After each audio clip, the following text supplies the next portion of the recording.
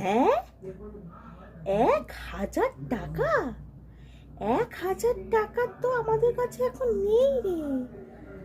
তুই তো জানিস আমাদের কত খারাপ অবস্থা। এই মাসে ওর বাবা আমাকে সেরকম হাত খরচাই দিতে পারেনি রে। উফ, তার মধ্যে হচ্ছে আমাদের ইলেকট্রিকের বিল দেওয়া হয়নি। কত গরম, কত গরম।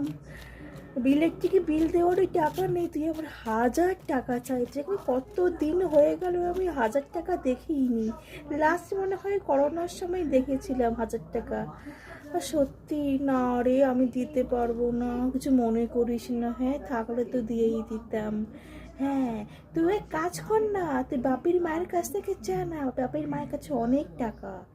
হ্যাঁ, আরে এবার তো অন্নপূর্ণাও তো পেয়েছে, একা থাকবে না মানে, তুই যা, ও তোকে এক্ষুনি দিয়ে দেবে। হ্যাঁ, আবার আসিস। হ্যাঁ হ্যাঁ হ্যাঁ হ্যাঁ, আসিস।